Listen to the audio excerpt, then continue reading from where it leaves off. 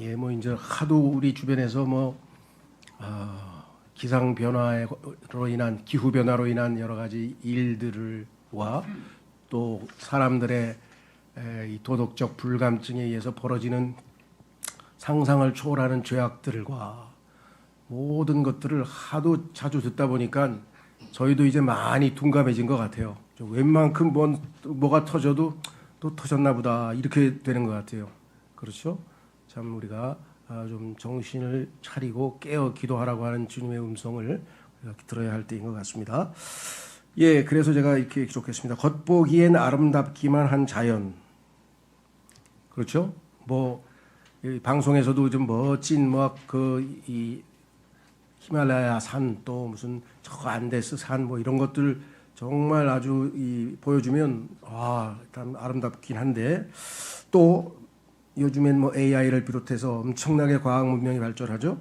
과학과 기술 문명으로 이룩한 테크노피아가 된 세상에서 마냥 밝은 미래를 향해 달려가는 듯한 현대 문명 속에서 우리는 세 가지 신음소리를 듣습니다.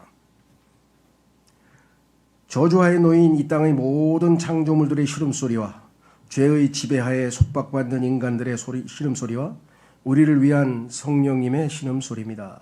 구원이 완성되려면 이 신음소리가 멈춰야 합니다. 예, 첫 번째가 바로 다름 아닌 창조세계의 신음인데요. 자, 성경에서 한번 확인해 보도록 하겠습니다. 로마서 8장 19, 22절에 보니까 다시 한번 본문 읽습니다. 이는 창조물의 열렬한 기대가 하나님의 아들들이 명백하게 나타나는 것을 기다리고 있기 때문이라. 이는 창조물이 자원하여 헛된 것에 굴복하게 된 것이 아니요 오히려 그 창조물을 소망 안에서 굴복시키는 분 때문이니. 창세기 3장에서 하나님께서 굴복시키셨죠. 저주를 하셨죠.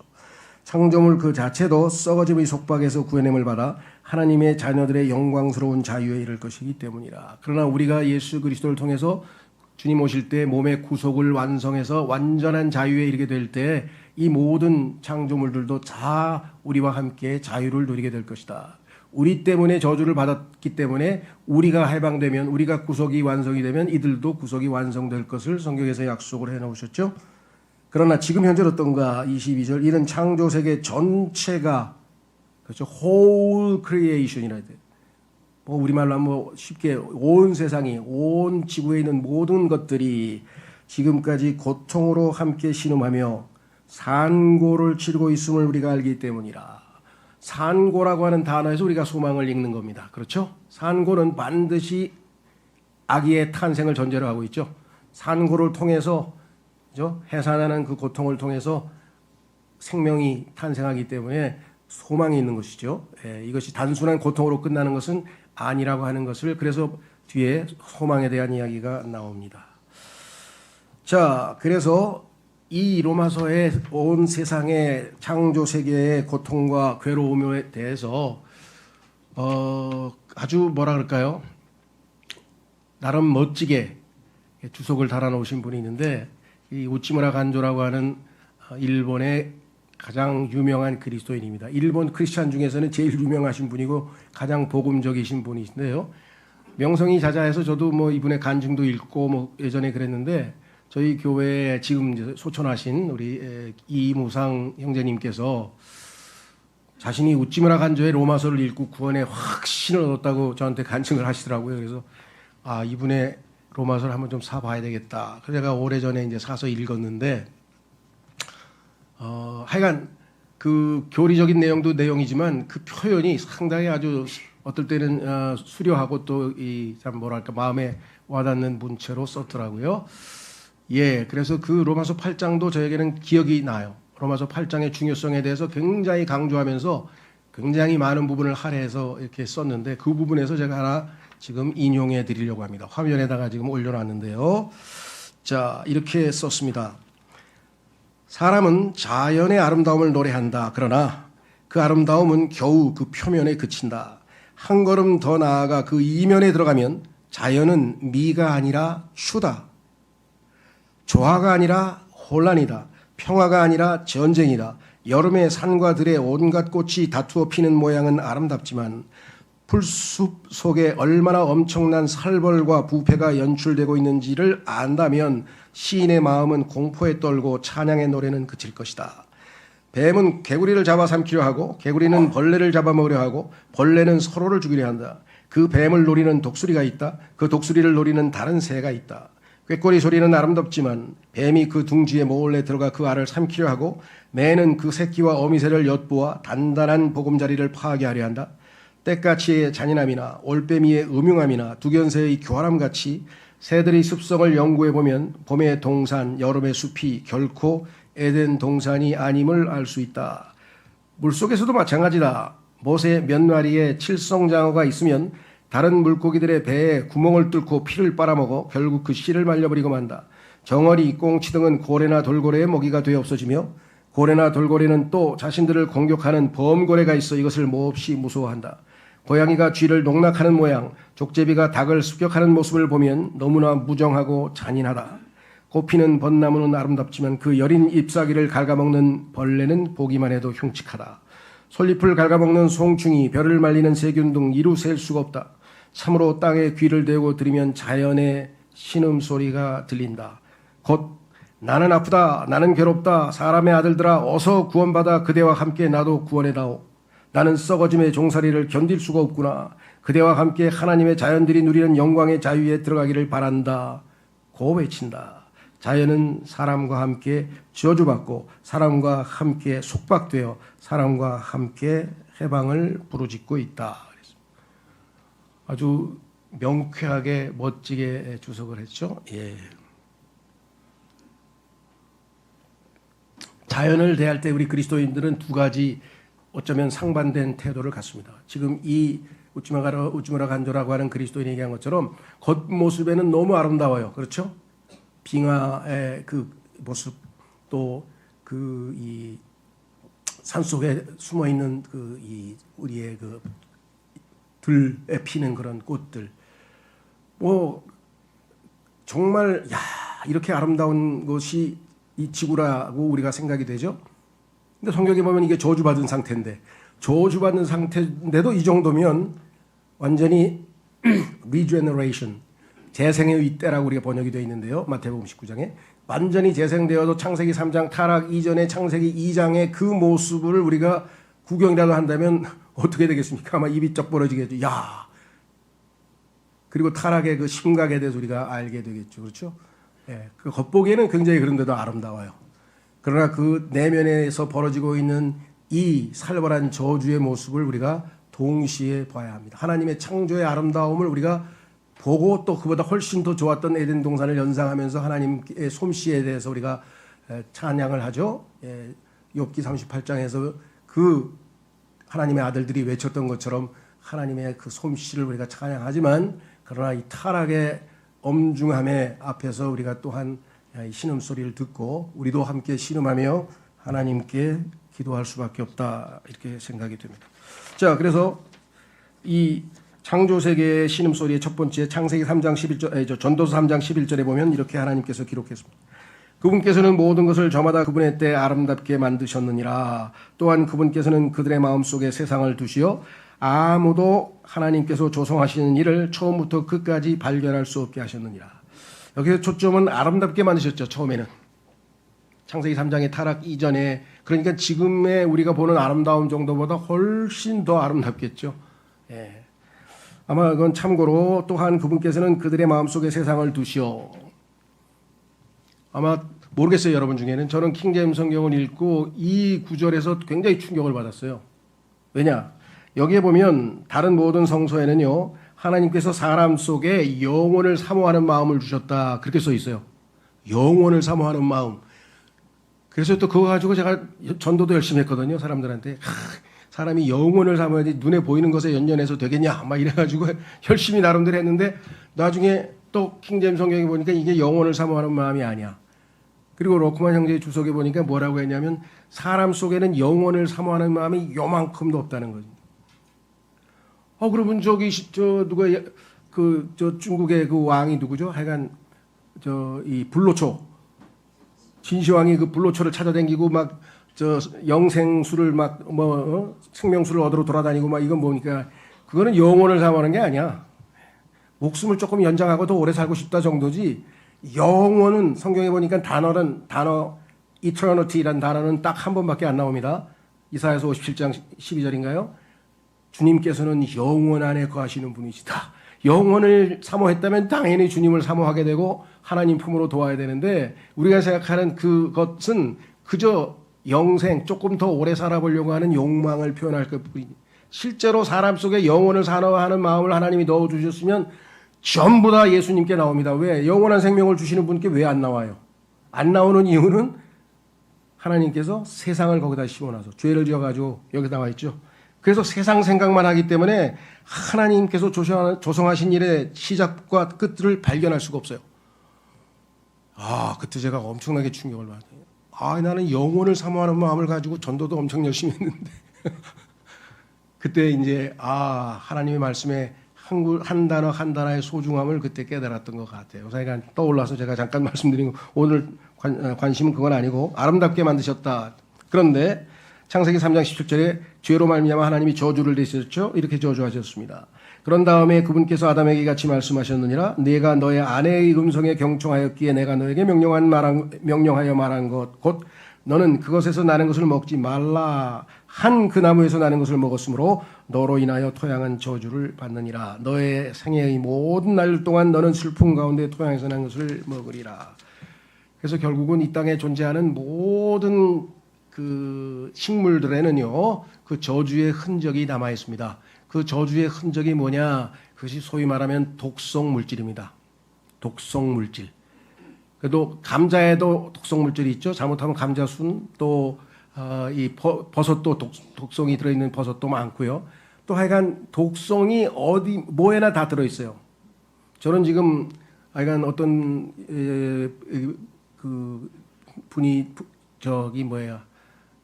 이 천식에 기침에 좋다 그래가지고 지금 탱자를 저에게 효소를 갖다 주셨는데 하여간 그거 먹고 그 이후에 3일 이후부터는 기침을 몇 달 동안 지금 거의 안 하고 있습니다.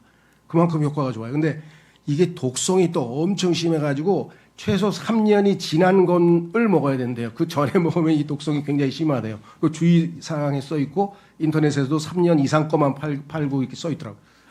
그러니까 모든 독성 거기에 또 독성 중에는 뭐예요? 중독 물질이 있어요. 중독 물질. 그게 이제 아편, 마약의 성분이 되는 거죠. 이게 다 저주의 흔적이에요. 물리적, 자연적 현상으로 나타난 이 현상에 대해서 우리가 식물에는 대부분 무슨 물질이든지 다 독성 물질이나 뭔가가 들어있다는 것을 알지만 왜 이런 일이 발생했는지는 성경에서 하나님 말씀을 통해서 아니면 알 수가 없어요. 아름답기만 한 이 아름다운 자연 속에 다 그 독성 물질과 중독 물질이 들어있어서 그걸 잘못 먹으면 얼마나 큰 피해가 일어나냐 우리가 알죠. 자, 그것은 바로 하나님의 지금 저주입니다. 하나님의 저주로 인해서 이들이 속박 가운데 독성 물질과 특히 중독 물질, 마약 중독 물질의 특징은 뭐냐?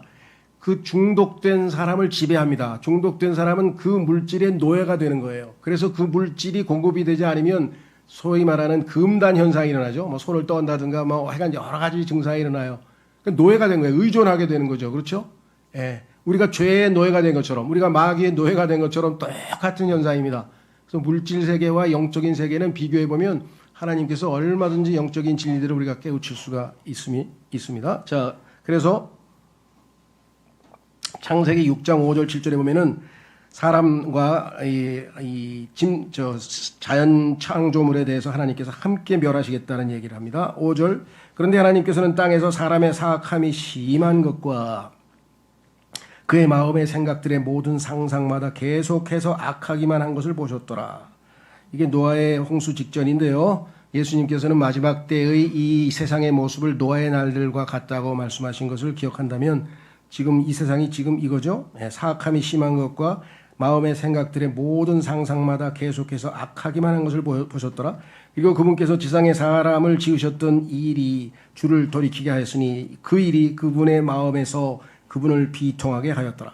그리하여 주께서 말씀하시기를 나는 내가 창조한 사람을 땅의 표면에서 멸망시키겠으니 곧 사람뿐만 아니라 사람에 의해서 저주를 받은 모든 짐승들 즉 사람과 짐승과 기어다니는 것과 공중의 날짐승들 모두라. 이는 그것이 나로 하여금 내가 그것들을 만든 것에 대하여 돌이키게 하였기 때문이라.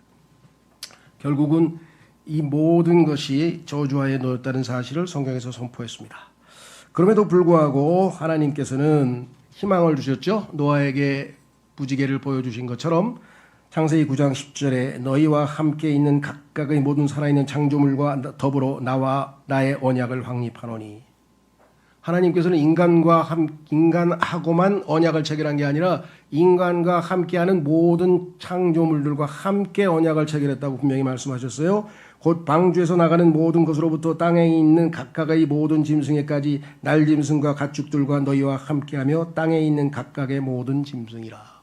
아까 본문에서 읽었던 것처럼 우리가 자유롭게 되어야 이 땅의 모든 저주도 풀린다는 거죠. 우리는 예수 그리스도를 통해서 이미 구속을 받아서 이미 보증이 됐기 때문에 우리 몸의 구속이 완성되는 그날에 이 땅의 모든 저주도 풀려서 아까 하나님께서 모든 것을 아름답게 지으셨다고 하는 그 아름다움을 우리가 결국은 보게 되겠죠. 목격하게 되겠죠. 자, 그 모습이 어디에 써 있느냐 일부만 보겠습니다. 이사야서 11장 6절에서 9절. 에덴 동산의 모습이네요. 에덴 동산에서는 어땠는가? 늑대와 어린 양이 또한 늑대가 어린 양과 함께 지낼 것이요 표범이 새끼 염소와 함께 들어 누우리라. 왜? 소위 말하면 잔인한 야수성, 그 야수의 그 잔인한 잔인성이 저주로 말미암아 생겼는데 저주 받기 이전에는 그런 것이 없죠. 또 송아지와 어린 사자와 살찌운 가축들이 함께하리라. 그리고 어린아이가 그들을 이끌리라. 요즘과 같이 귀여운 강아지나 고양이가 펫이 아니고 이때는 그냥 사자 막 이런 뭡니까 송아지 막 이런 엄청난 큰 이 반려견이 아니지 그 반려소라고 해야 되나? 그리고 암소와 곰이 함께 먹을 것이요 그것들의 새끼들이 함께 누우리라. 그리고 사자가 소처럼 짚을 먹으리라.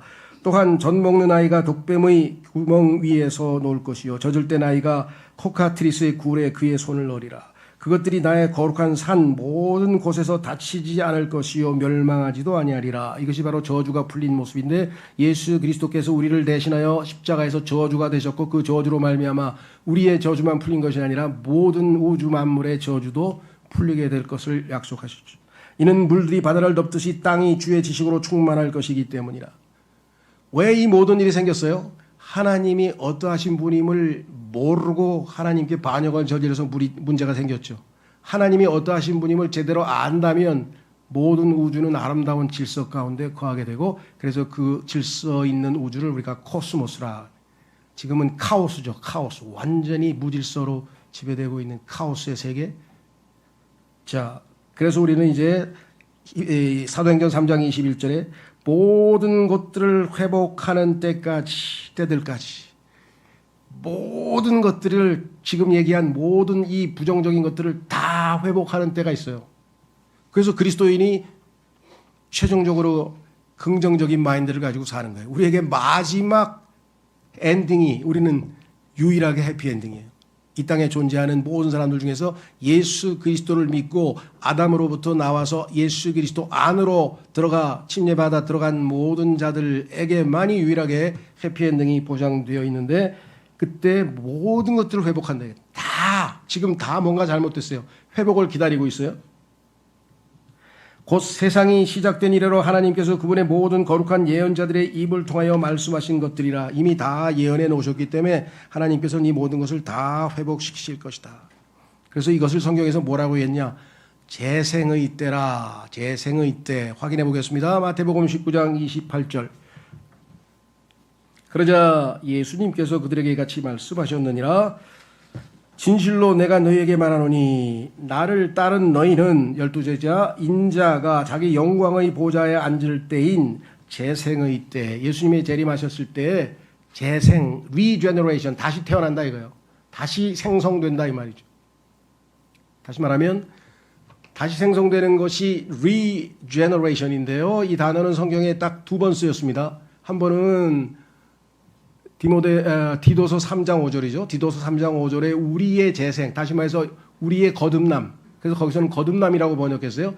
우리가 죽은 영이 다시 재생됐죠. 거듭남. 그 다음에 인간이 아닌 나머지 모든 자연 만물에 대해서는 언제 재생이 일어나느냐? 예수 그리스도께서 재림하셔서 우리의 몸이 구속되어서 우리의 재생이 영혼, 몸 모두가 완전하게 다 완전한 재생이 완성될 때, 그때 재생의 때라 이렇게 얘기해서 똑같은 영어의 regeneration을 생물, 우리 인간에 대해서는 거듭남이라고 표현했고요. 예전에는 한문으로 중생이라고 했는데요. 이번에는 재생이라고 해서 이 모든 자연 만물에 대해서 사용이 되었습니다. 그래서 이때가 되면 이스라엘 12지파를 너희도 이제 다스리게 된다 하면서 이제 약속을 하고 계신 장면이 나왔습니다. 자, 그래서 우리는 이제 이 자연 만물의 저주에 대해서 신음에 대해서 충분히 이야기를 했고 지금 이 신음소리는 앞으로도 점점 더 심해질 것을 우리는 지금 목격하고 있고 또 기대하고 있습니다. 잘 알고 있습니다. 자, 그렇다면 두 번째 신음은 무엇인가? 이것이 바로 이제 우리에게 해당되는 것이네요. 자, 두 번째 신음은 바로 우리들의 신음인데요. 그리스도인의 신음. 세상 사람들이 소위 말하면 여러 가지 형태로 뭐 이 땅에서 겪는 다양한 형태의 고난과 고통과 괴로움과 죄의 열매들과 정말 셀 수도 없이 많은 것들로 인해서 어려움이 가중되고 있는 것을 우리가 모르는 바 아니고 뭐 신문 잡지 뭐 모든 게 지금 보면 뭐 사건 사고부터 시작해서 그렇죠? 예. 뭐 그리스도인들도 거기에 예외는 아닙니다. 주님 오실 때까지는 거기에 동참 어쩔 수 없는 상황이죠. 여러분 어떠세요? 예. 저는 거의 뭐랄까 하루 한 달을 이렇게 일주일 단위로 봐도 그렇고 제 시간의 3분의 1은 병원에 가서 보내는 것 같아요. 네. 처음에는 이 팔목이 막 여기가 그냥 뭐랄까 너무 아파가지고선 3개월을 이제 2개월까지 침을 맞아도 이틀에 한 번씩 가는데도 1시간씩 뭐 찜질도 하고 뭐도 하고 뜸도 하고 별거 다 했는데 안 돼. 나중에 그 뭐라 그러나요? 그러니까 그 직접 불로 태우는 뜸 있잖아요. 막 엄청 나중에 막 뜨거운 거. 그거를 했더니 이제 겨우 좀 잡혔어요. 3개월 만에. 야, 그래서 아유 이제 그랬더니 이번에 또 뭐 고관절이 또 지금 3개월째 다니고 있어요. 침 맞으러 다니는데 이게 안 돼서 지금 어제는 할 수 없이 지금 프롤로 주사로 내가 목 디스크에 잘 듣는 주사를 맞으러 가가지고 어제 또 초토화돼가지고 한 2시간 동안 얼마나 아픈지 정신이 왔다 갔다 하더라고요. 마취하고 했는데도 마취가 잘 안 되는 건지 어쩐지 하여간 뭐 한 이 등에 그냥 마취 20군데 주사 20군데 바늘소리 뿌두둑 소리가 이거를 지금 15년째 맡고 있으니까 저도 인내를 좀 많이 배운 것 같아요. 어쨌거나 하여간 또 가야지 뭐 또 천식 검사하러 가야지 뭐 이 뭐야 숨 내는 거 있죠. 뭐 기능 뭐 폐 기능 검사해야지 뭐 또 뭐 찍어야지 그다음에 또 침 맞는데 또 비염이 있다는데 여기다가 또 침을 놓더라고 막 여기다가 얼굴에다가 또 침을 놓. 그러니까 뭐 나만 그런가 하니까 옆에 보니까 다 그래. 예. 그건 하나님 말씀대로 우리의 겉사람은 디모데후서 4장 말씀대로 지금 perish 지금 낡아가고 있잖아요. 지금 망가져가고 있잖아요. 그러니까 뭐 어떡하겠어요. 낡아져가는 자동차도 우리가 그 유지 관리해서 좀 고쳐서 쓰는 수밖에. 그래서 계속해서 고치는 수밖에 없어요. 조금씩 고쳐가지고 조금 이제 이 성능은 떨어지고 뭐 하더라도. 예. 지금도 보니까 우리 김혜마 자매님도 뭐 이렇게 발가락이 또 하나 뭐 이렇게 부러지셨다 그러고 또 송성자 자매님도 뭐 오른쪽 발목이 또 뭐 골절이 됐다 그러고. 주위에서 뭐 전화 오면 대부분 다 거의 뭐 어떻게 됐어요? 예. 다들 이미 하나님 말씀대로 되어가고 있는 것을 아셔서 그런지 그냥 기도만 해주세요. 예, 그렇습니다. 뭐 이것뿐이겠습니까? 예. 자, 중요한 건 이제 그리스도인 성령의 첫 열매를 소유했는데도 여전히 신음소리가 나오더라 이거죠.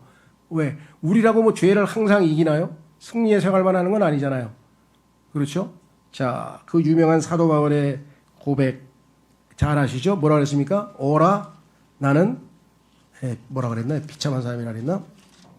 7장 24절에 오 나는 비참한 사람이로다. 누가 나를 이 사망의 몸에서 구해내겠는가.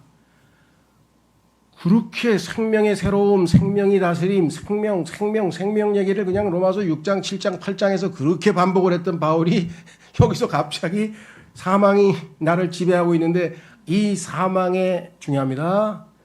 몸에서. 우리의 모든 문제는 어디서 발생하는가? 죄송합니다. 몸뚱아리에서 발생하는 거예요. 이게 나를 이 안에 죄가 거하고 있어가지고 나를 죄로 이끌고 가기도 하고 이게 고장이 나서 나를 아프게 하기도 하고 하여간 이게 그렇죠. 주님 오실 때까지는 이 몸은 하나님께 산 희생물로 산 제물로 바치는 것 이외에는 다른 용도로는 다 우리에게 부정적으로 작용을 한다는 거죠. 그렇죠? 자, 그래서 우리는 이제 그리스도인의 신음에 대해서 이제 두 번째로 한번 확인해 보겠습니다.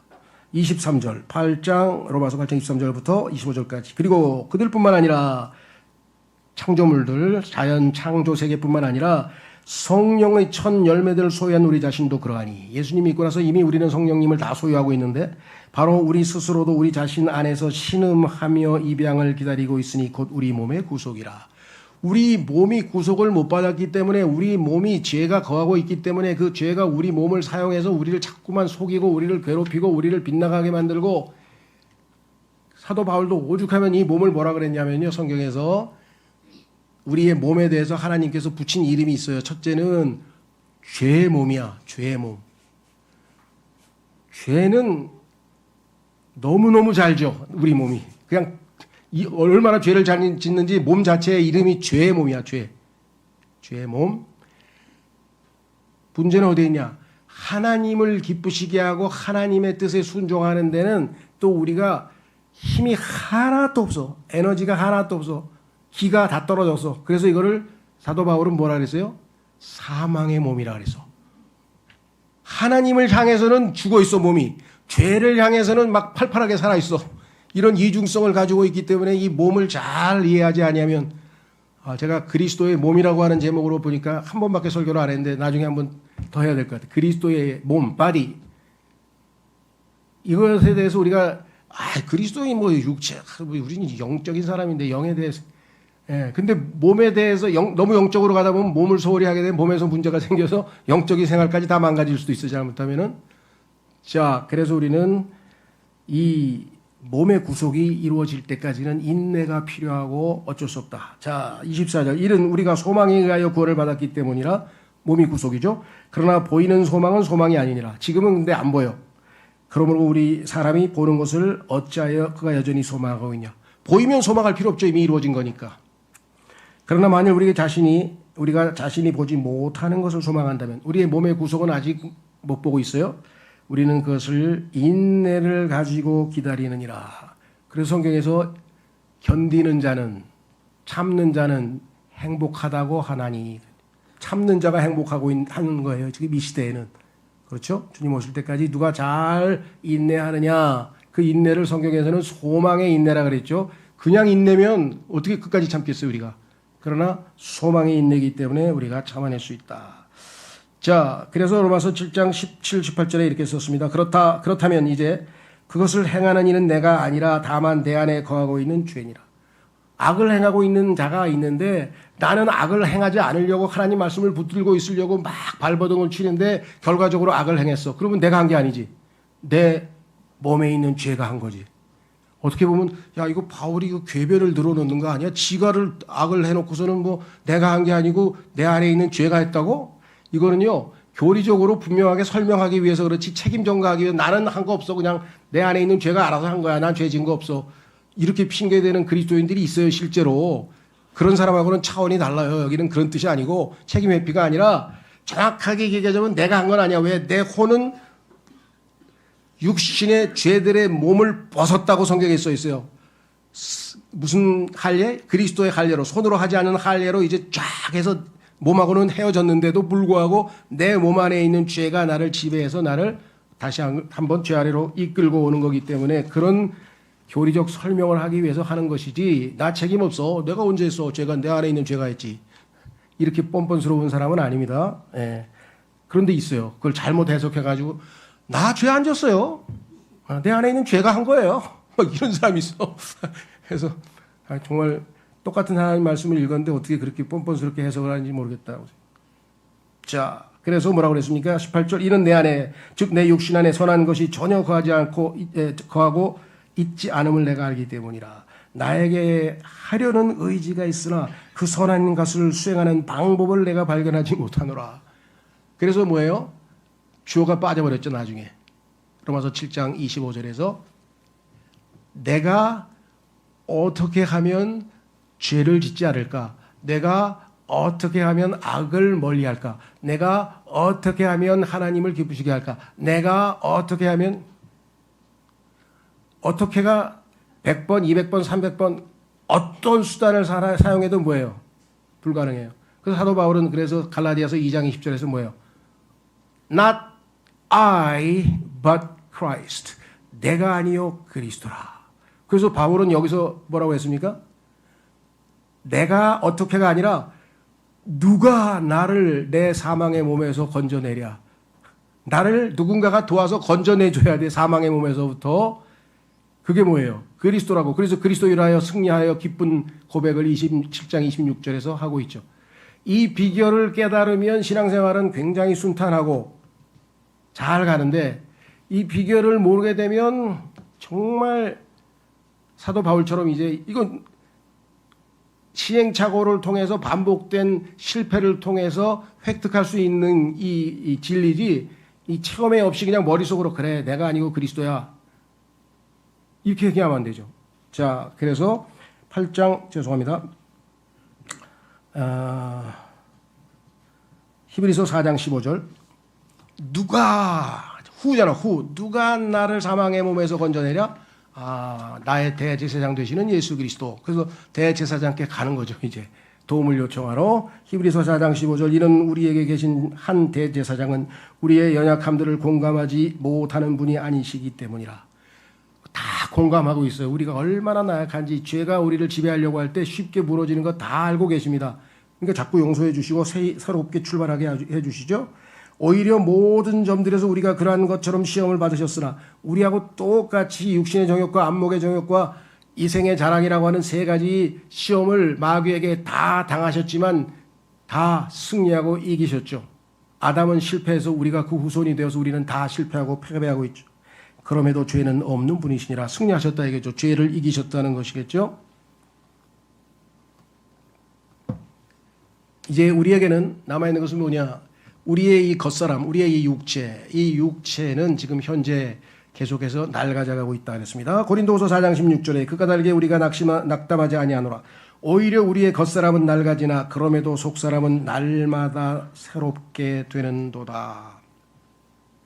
그래서 우리는 겉사람이 아니라 육신을 따라 사는 것이 아니라 속사람, 우리 안에 있는 영을 따라서 살아가라고 성경에서 갈라디아서에도 결론적으로 말씀을 했지 않습니까?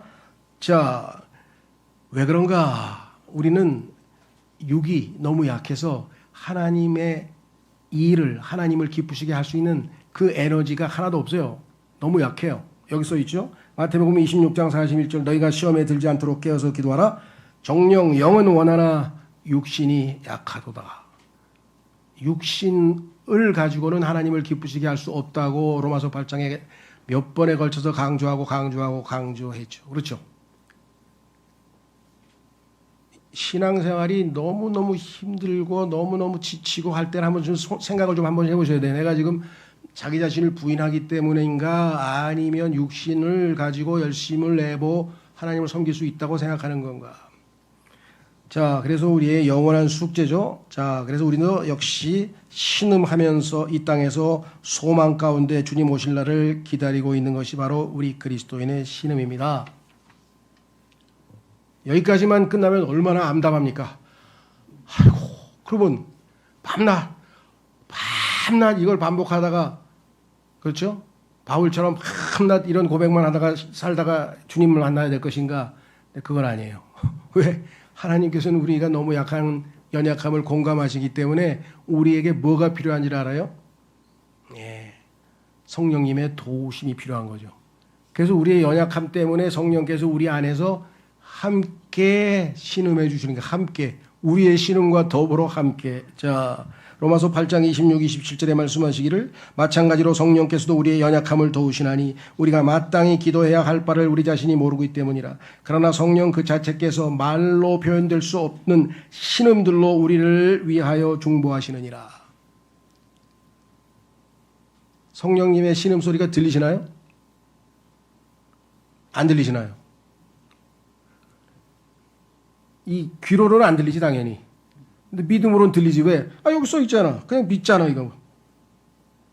신음들로 우리를 위하여 중보하시느니라. 거짓말 하실 리가 없을 거 아니에요. 지금 신음소리 믿음으로 알 수 있죠. 이 우주 만물이 하나님이 지으신 것을 어떻게 알아요? 하나님이 성경에 써놔서 나는 믿음으로 깨닫는다고 히브리서 11장에 써 있어요. 어떻게 understand해요? 하나님이 말씀하셔서 믿었어. 믿음으로 understand 하는 거예요. 우리는. 이 우주 만물을 하나님이 창조하면 어떻게 우리가 이 머리를 가지고 이성을 가지고 이해를 합니까? 그건 이해가 안 되는 거죠. 그래서 믿음으로 알고 믿음으로 이해하는 것이 영적인 생활인데, 그래서 뭐라고 했느냐? 성령님께서 우리를 위해서 중보하고 계신 거예요. 기도를 하긴 하는데 하나님께서 우리의 마음을 아시는 그리스도께서 봤을 때, 성령께서 탁 캐치했을 때, 이거는 하나님의 뜻에 부합되는 기도가 아니야. 그런 거 다 걸러내시겠죠. 자, 그래서 27절. 그리고 마음들을 살피시는 분께서 성령의 생각이 어떠한지를 아시나니 그분께서 하나님의 뜻에 따라 성도들을 위하여 중보하시기 때문이라. 성령께서 중보하시고 예수님께서 중보하십니다. 어떻게 하는가? 내가 기도할 때 성령께서 하나님의 뜻에 부합되는 것을, 그렇죠? 예수님께 전달하면 셋째 하늘에 계신 우리의 애드보킷, 변호자 되시는 예수 그리스도께서 우리의 중보자로서 하나님께 성령님을 통하여 걸러진 기도를 하나님께 올리고 하나님은 100% 응답이 되는 거죠. 근데 왜 응답이 안 됩니까? 아마도 성령님께서 거의 걸러내신 것 같아, 내가 보기엔. 뭐 이렇게 쓸데없는 기도를 하고 있어. 그렇죠? 내가 봐도 이거 하나님 이런 기도를 들으실까? 그러고 의심하고 기도할 때도 있잖아요. 그죠? 예, 어쨌거나 모르지만 우리는 많이 하는 거예요. 여러분들 뭡니까? 한방 치료해 보면요. 호방과 잡방이라는 게 있대요. 배웠어요. 한방 치료는 호방과 잡방이 있는데 그 학파가, 잡방은 뭐냐면 우리 실력이 안 돼. 정확하게 몰라. 이게 지금 이 증상이 뭔지를 몰라. 그냥 한 5개 정도 처방하고 거기에 맞는 약을 한 5가지 종류를 섞어가지고 그냥 왕창 먹여. 그 중에 하나 걸리는 거야. 요거였구나. 예, 그거 이제 실력이 낮은 사람은 그렇게 하는 거고. 그렇죠. 실력이 좋은 사람은 딱 진맥 한번 하고 금방 알아. 이거. 이 사람이 약 1,000만 딱 줘도 일주일만 먹으면 낫습니다. 딱 먹으면 그냥 끝나는 거예요. 근데 이런 고수가 몇 명 되냐고요. 그렇죠. 이런 의사 만나기는 거의 없어요. 그렇기 때문에 주로 잡방을 쓰는 거예요. 사냥도 저격수가 있고요. 산탄총 그냥 막 두두두두두두두 그러다가 한 개 맞아라 이렇게 되는 게 있고, 정확하게 조준해서 팍 쏘는 사람이 있고, 이렇게. 우리는 뭐예요? 성경에 보니까 산탄총이야. 하나님께서 말씀을, 빵을 두루두루 많이 던지래. 그냥 던지다 보면 하나 걸리는 거야. 누가? 예수님은 그럴 필요가 없죠. 모든 걸 다 아시니까. 사마리아 여인, 너는 생수를 마시면 해결이 돼. 생수 탁 처방했어. 제카다. 너 니고데모? 너는 거듭남을 모르는구나. 너 거듭남. 그냥 한 방에 착착착착착. 근데 그거 흉내를 내려는 분들이 있어. 그 흉내는 안 돼요, 우리는. 막 처음에는 창조론에 대한 책을 줬다가 그 다음에 뭐에 대한 책을 줬다가 간증집을 줬다가 그냥 그냥 막 여러 가지로 얘기했더니 어느 날 갑자기 그 친구가 나 예수 믿을래. 너 왜 그래? 그러니까 야, 네가 준 책 중에 그거 보니까 거기에 내 얘기가 써 있더라. 그랬어? 여태까지 그렇게 많이 줬는데 그건 나한테 해당이 안 되더라고. 그러니까 인내를 가지고 계속 주는 거예요. 전도지도 그래서 종류가 수십 종류잖아요. 만화도 보면 막 베레벨 게 다 있잖아요. 그죠? 우리 생각할 때는 죄 문제. 근데 어떤 사람은요, 항상 하늘을 쳐다보면서, 야, 저게 다 어디서 생겨난 거야 도대체. 막 이러고 의문하다가 어느 날 집에 갔는데 구두에 비가 와가지고 무슨 이상한 종이가 하나 구두 위에 딱 붙어가지고 얹어 갖고 왔어, 집에까지. 그래서 이게 뭐야? 하고 뛰었어. 거기 딱 보니까 태초에 하나님께서 하늘과 땅을 창조하시니라. 에? 이게 다 하나님 지으신 거야? 아, 그러면 내가 알아봐야지. 그래서 구원받았다고 간증을 써놨더라고요. 왜? 이 사람은 궁금증은 그거야. 죄가 하고 뭐 이 땅에 그런 게 아니고. 그러니까 이 세상에 있는 사람들마다 다 관심사항이 다 달라요. 그렇잖아요. 그러니까 전도지도 다양하고 다 그런 거예요. 예, 그래서 여기 지금 하나님께서도 우리가 뭐 온갖 종류의 신음소리를 다 내도 성령께서 쫙 골라가지고 정답만 딱 모아서 예수님께 딱 전달되면 예수님의 기도는 100% 응답이에요. 왜? 하나님 뜻대로 하니까. 여기 써 있잖아요. 하나님 뜻대로 하는 기도는 응답받는다고 성경에 써 있죠. 자, 그래서 마무리를 짓겠습니다. 고린도전서 2장 10절 11절. 그러나 하나님께서 그분의 영으로 우리에게 그것들을 계시하셨느니라. 이는 성령께서는 진정 모든 것들 곧 하나님의 깊은 것들까지도 살피시기 때문에 하나님께서 어떤 기도는 받아주신다. 이거 성령님께서 다 알고 계세요. 그런즉 사람에게 속한 것들을 자신 안에 있는 사람의 영을 제외하고 어떤 사람이 알겠느냐. 이거 세상 사람들도 그렇잖아요. 야, 내 마음을 누가 아니, 누가 알아? 내 속을 누가 아냐고. 아무도 모르죠. 자기만 알지. 성경에 써 있네요. 바로 그와 같이 하나님께 속한 것들을 어떤 사람도 모르나 오직 하나님의 영께서만 아느니라. 그 하나님께 찾아가야 답을 얻을 거 아니겠어요. 하나님 마음을 우리가 헤아리려면 요한일서 5장 14, 15절에 그런즉 이것이 우리가 그분 안에 가지는 확신이니 어떤 확신을 갖고 있느냐. 만일 우리가 그분의 뜻에 따라 어떤 것이든지 구한다면 그분께서 우리의 말을 들으신다는 것이라. 그리고 만일 우리가 무엇을 구하든지 그분께서 우리의 말을 들으신 줄 우리가 안다면 우리가 그분께 간절히 바라는 초원들을 우리가 얻는 줄도 우리가 아시느냐. 하나님이 들으시면 반드시 우리에게 답을 하신다. 근데 하나님이 그러면 이제껏 한 기도는 거의 안 들었단 말이냐. 그렇죠. 요즘에 아시죠. 청원하는데 기각당하는 거 아시죠. 기각. 성령님께서 우리의 기도를 거의 대부분을 기각해버리셔서 이런 기도는 하나님 앞에 올라갈 필요가 없어. 이거 할 필요도 없는 기도야. 그래도 우리는 부지런히 해야 돼. 왜? 어떤 기도가 걸리는지 알 수가 없잖아요. 부지런히 하는 거예요, 우리는. 그렇죠? 그러다가, 아, 요거 제대로 기도했네. 하나 딱 하나님께서 응답하시겠죠. 그래서 성령님께서는 하나님의 뜻에 따라서 기도하고 그 기도를 예수 그리스도께 전달하면 예수 그리스도께서 아버지께 청원하고 아버지는 아들에게는 항상 응답하시는 분이시고. 그렇죠? 그것이 우리의 기도 응답의 프로세스예요. 프로세스. 전달 과정이에요. 그렇죠?